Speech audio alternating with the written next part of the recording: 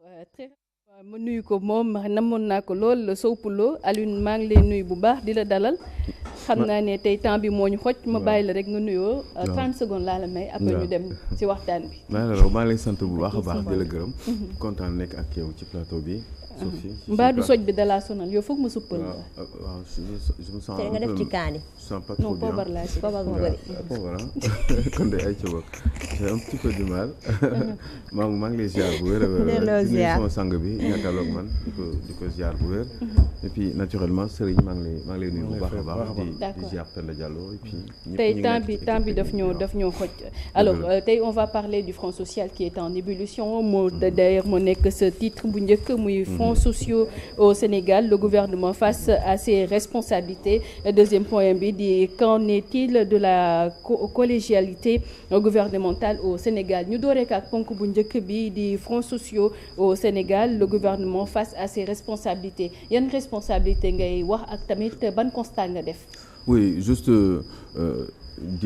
di kii Walf Quotidien. voilà la une de Walf Quotidien bu fekkee ne bintu mën nañu ko andi c'est intéressant d'ailleurs Walf Quotidien qui parle de grève en vue dans la santé chômage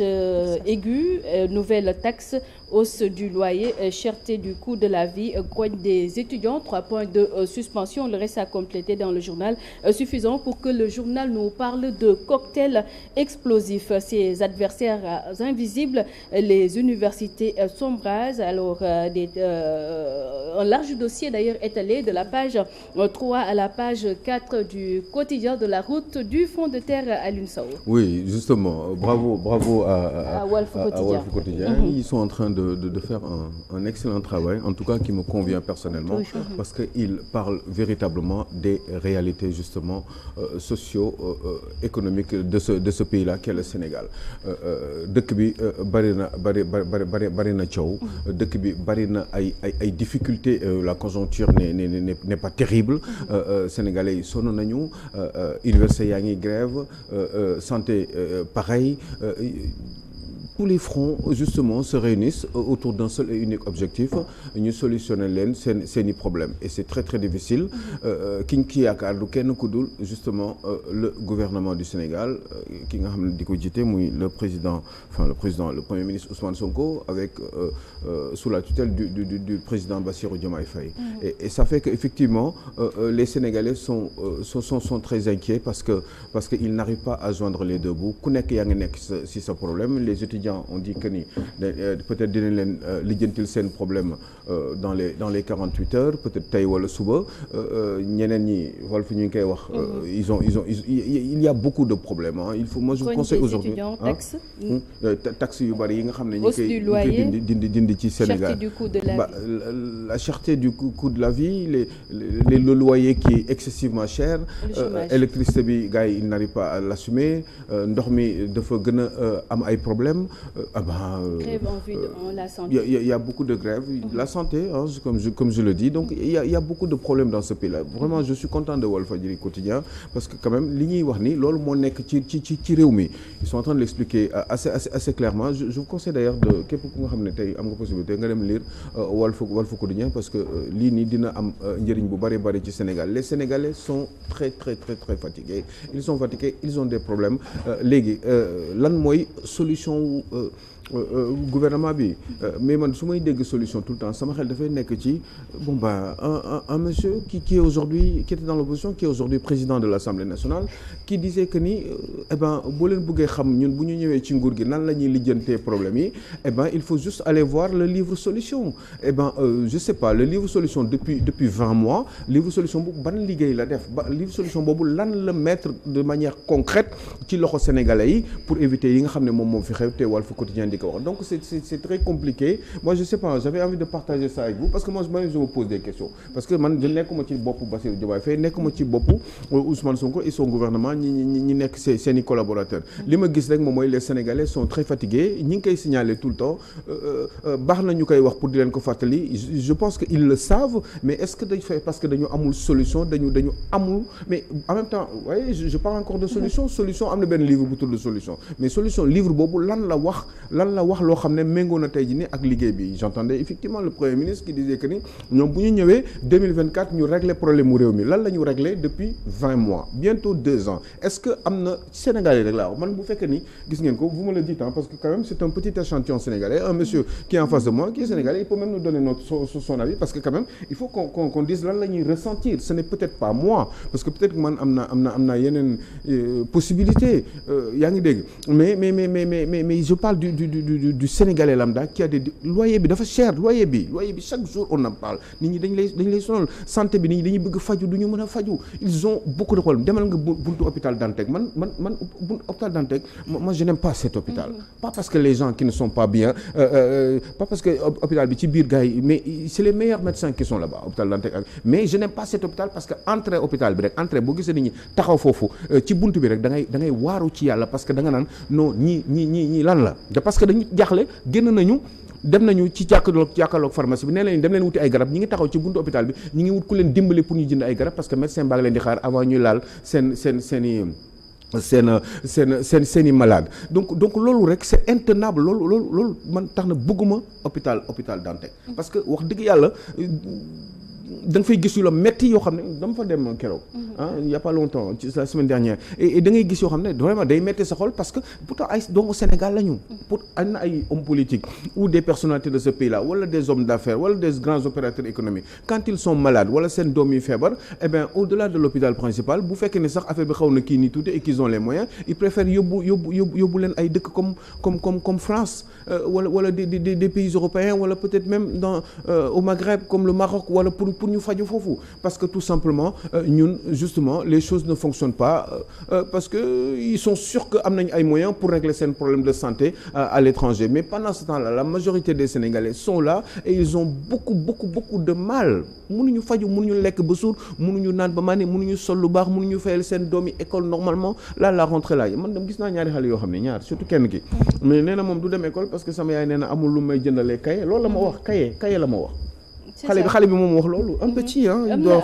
na ay xale yoo xamante ne si ouverture des classes bi déjà dañ ma romb si mbedd mi mbuus lañ def seen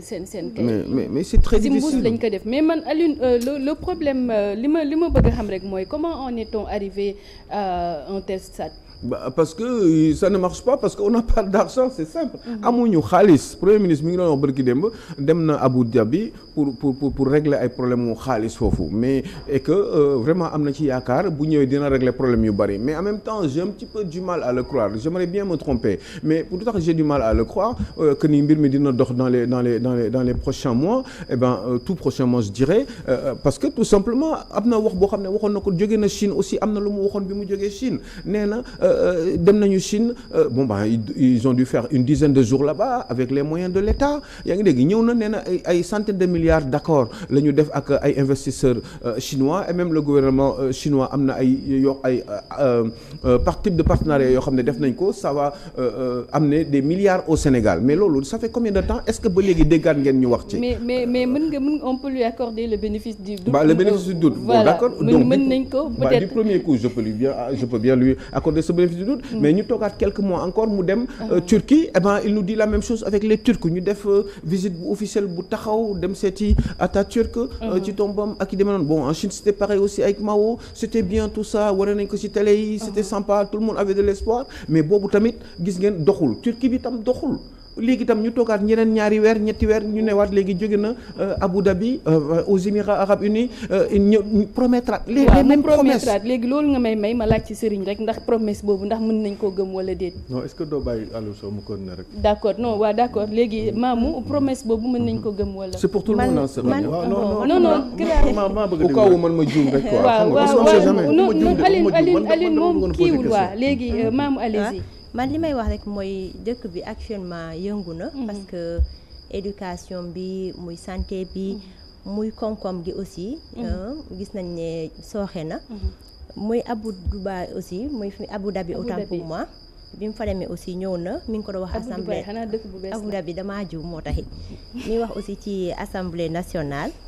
pour Sénégalais yi dañ ko ñaanal li ko fa yóbbu mu sotti maanaam foofu du ma ne promesse la sax ñoom dafa dem rek pour uti donc du promesse man li ma bëgg wax mooy côté santé bi xam nga SATSUS nee na le 4 ak le 5 décembre day def grève et je pense que état na ci taxaw bu baax a baax parce que santé dafa doon secteur bi nga xamante ne Sophia il faut que ñu taxaw ci parce que ñoom lu ñuy demander mooy intégration administrative mais aussi ñoo ngi demander rehaussement maanaam ñu yokk seen indemnité ak aussi ñu prolonger seen âge retraite yóbbu ko ba 65 ans loolu je pense que état war na ci taxaw rawatina le ministre de la santé na toog waxtaan ak ñoom. Effectivement. rien n'est jamais trop tard wax nañ seeni soxla. yóbbu leen ko 65 ans lu lañ bëgg a. defal nga signé su fekkee ne jàpp nga ne moom moo gën fuuf. grève yi nga xamante ne war nañ ko def pendant 2 jours. ñu war a paralyser li nga xam te moom mooy kii bi secteur santé bi te jaxu ko parce que sénégalais dañoo war a dem faju faj moom mooy lépp parce que nit ki moom dañu ne faj moo nekk au-dessus de tout. tey bu dee amoo wérgu yaram munoo dem liggéey bu dee amoo wérgu yaram aussi munoo dem jàngi. c'est important te li nga waxee santé bi peut-être ñoom dinañ si andi saafara. ndaxte grève étudiants yi Alioune cité na ko léegi. que ni wax nañ ne tey mardi bi la ñuy fay peut-être da nga si bëgg a yokk dara. bon mu ngi doon utiliser benn mot clé depuis sànq ba léegi solution. et donc je pense que ñun ak initiative 221. loolu mooy suñu philosophie en fait apporter des solutions parce qu'il n'y a pas qu'une seule solution ku nekk am na ci responsabilité moo tax ñu ne du ñu xaar nos dirigeants ñu développer réew mi ñun dañuy jógal suñu bopp. C'est important. ok on a beaucoup de diaspora dañu fiy dugal xaalis bu bëri parfois dañuy woote ay cagnotte ñu dugal ci léegi ñun dañu décider pas seulement être des bailleurs mais aussi tamit nekk ay concepteurs d'idées ay projets ñu ñëw parce que am nañ possibilité dem ak a ñëw. D'accord, am na rek lu ma bëggoon dolli par rapport aux étudiants parce que daf ma ñor man je suis bénéficiaire d'une bourse sénégalaise li tax may def lii yëpp loolu la dama am mention Sénégal may ma bourse dagal ma billet y avait même une accompagnatrice à l'aéroport mu accompagner je me rappelle maa ngi sol sama kii liw jaar Belgique dem France jàngi ñu fayal ma bourse chaque année je n'ai pas compté c'est combien mais c'est quand même de l'argent du Sénégalais et donc je me sens toujours redevable à cela mais dafa am lu mu manqué dans le fil mooy tey jii nii par exemple il y a beaucoup de Sénégalais un peu comme moi même très fortunés dans le monde yu bénéficier ci bourse boobu noonu même ici au Sénégal pourquoi pas signer leen benn contrat après c'est un contrat moral parce que pour suivre ko dana jafe contrat boo xamante ni ku ci dem ba am sa premier emploi somme bi nga xam ne moom la Sénégal dugal ci yow chaque fin du mois nga am loo ci delloo Sénégal donc mu am benn système d'autofinancement de la bourse au Sénégal il y a des Sénégalais ici qui sont à des fonctions yu kawe. D'accord. Et ils ne participent pas à cela dañuy am xam-xam dem liggéey feneen donc loolu war nañ ci xalaat daal parce que bourse bi nii bu ñu leen dañuy waxante dëgg te dëgg a neex yàlla mun nga wër àdduna bi yëpp c'est très rare de voir un pays pauvre comme le Sénégal di joxe autant de bourses à des gens. Si on dissèque l'opération on peut se rendre compte que c'est un peu difficile. C'est important. C'est-à-dire, sur le plan économique c'est un modèle qui est un peu insoutenable. dëgg la am na solo Alioune loo si yokk ñu c'est vrai que c'est un modèle insoutenable si on veut mais en même temps aussi il y a ce qu'on appelle l'égalité de traitement entre les populations. Population il faut leen ki nga xam ne dafa jógee Koumpentoum am baccalauréat yaakaar ci université Gaston Berger wala Cheikh Anta Diop ou beneen université bu nekk Casamance wala yooyu kooku dafa soxla ñu dimbali ko parce que Macky Sall bu ñu ko dimbaliwul woon je crois que ne du nekk président de la République Ousmane Sonko bu ñu ko dimbaliwul woon famille modeste la jógee kon tey jii nii du nekk ci position bi mu nekk jaar ENAM am ay moyens Dakar capitale du Sénégal mu am fa kër ñeneen ñi am ay kër et cetera ñoo xam ne c'est parce que dañ leen mettre ci ay conditions yu baax ay bourses yeeg yooyu ñoom ils en ont moi j'ai jamais bénéficié de bourse au Sénégal je l'ai eu en France mais juste pour dire que nii rek c'est d'ordre général santé bi la éducation bi la loyer bu cher bi la le Sénégalais la classe moyenne sénégalaise est extrêmement pauvre et classe moyenne boobu il faut ñu lijjanti ko nan lañ ko war a lijjantee kan mooy responsable moo tax ma ne face à ces responsabilités ñoom le gouvernement du Sénégal Bassirou Diomaye Faye ak Ousmane Sonko lan la ñuy trouver comme solution pour ñu mettre dans des conditions qui puissent permettre yow li nga bëgg par exemple nga def ko facilement parce que mën nga teg sa concept yow mais concept bi ngay teg sa waay boo amul xaalis doo ko doxal da ngay sonal sa bopp rek amal xam-xam bu la neex nekkal expert en tout ce que vous voulez mais si vous n'avez pas d'argent vous ne pouvez pas le faire donc il faut qu'on vous mette dans des conditions par exemple am yenn facilitation yoo xam ne mën nañ la ko defal au niveau des banques pour que yow li nga bëgg a teg ñu mën a lebal xaalis garantir la par exemple nee nañu ay boobu nu mu tudd la bi nekk bi xaw ma peut-être Pierre foofu la dem xaw ma non bi joxe xaalis bi la bi garantir FONGIP et cetera yooyu yëpp est-ce que ñooñu ñu nekk foofu yëpp di liggéey ñu leen di fay xaalis xaw ma dafa mel ni loolu laa déggoon wala yu demee noonu je ne suis pas sûr de ce que je dis juste pour dire que ni yooyu yëpp faisant ñooñu il y a des gens qui travaillent là-bas yoo xam ne dañ leen di fay agence c'est plus de 150 milliards lañ leen di fay FONGIP ci la bokk mais FONGIP par exemple ñi dafa nekk di liggéey ñooñu lan mooy seen liggéey véritablement kooku c'est un coût loolu dafa 10 ci FONGIP par exemple xaalis boobu man bu fekkee ñoom mënuñu liggéey bi normalement pour dimbali des gens comme vous xaalis boobu nañ ko jël dugal ko ci étudiants yi parce que étudiants yi mën nga defar xale boo xam ne peut-être mën na nekk un jour en expert en aéronautique et puis am nga wax bu am solo boo xam ne wax nga ko mooy loolu am na ci santé militaire am na fa santé militaire yi boo nekkee militaire nekk médecin militaire ñu toppatoo la am nga foog naa un certain nombre d'années boo xam ne da ngay toog obligatoirement en tant que militaire en tant que médecin militaire avant ngay bu la neexee après je crois que 15 ans la xaw ma mais je crois qu'en France c'est 15 ans Sénégal xaw ma mais bu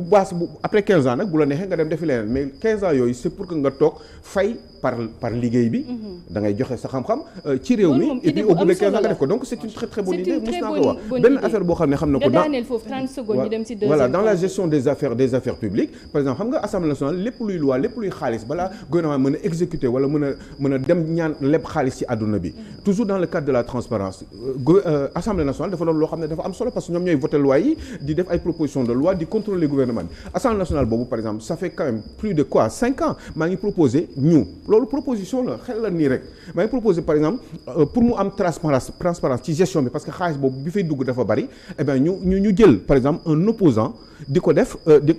ko président commission des finances à l'Assemblée nationale même bu fekkee ni 3 députés ñoo fa am de l'opposition au moins ñu choisir ci kenn koo xam ne mën na ñu def ko président commission des finances nga xam ne dina mën a contrôler lépp luy façon ngi gestion wu ci biir Assemblée nationale loolu c'est par élégance républicaine ou démocratique yooyu ce sont des idées yoo xam ne il faut que ñu ciy waxtaan mais on n'a jamais la possibilité de le faire de la collégialité gouvernementale au Sénégal collégialité gouvernementale au Sénégal nga jaaree foofu tàggatoo oui harmonie bi dafa am solo trop harmonie bi mooy indi collégialité bi parce que collégialité bi li tax mu war am moom mooy il faut que ñoom ñuy déggoo ci seen biir mais dafa am loo xam ne man daf ma jaaxal te xaw ma ndax seetlu ngeen ko wala déet comment on peut traiter un ministre de la République boo xam ne dafa def surfacturation ñu jëlee ko ci benn bërëb yóbbu ko feneen nga dem ba naqarlu ko yow premier ministre nga xam ne yaay chef de gouvernement bi ngay toog ak moom ci biir conseil des ministres parce que je parle de collégialité gouvernementale est-ce que réfléchir nañ ci loolu te loolu mooy créer cette harmonie là buy permettre ñi nga xam ne dañuy liggéeyal ci réew mi xam ne dëkk bi am na équilibre déggoon nañu investisseurs yi du ñu jël ay risques parce que dañu naan ñii am na yoo xam ne déggoowuñ ci c'est de l'instabilité boobu gars yi di remarquer nag mooy tax ñu bari du ñu mën a investisseurs privés yi nga xam ne ay étrangers lañu du ñu mën a ñëw pour indi seen xaalis même ñi nga xam ne ci biir réew la ñu nekk am alal bu dul jeex eh bien ils auront des difficultés wala ay doutes pour mettre leur fortune ou leur patrimoine en jeu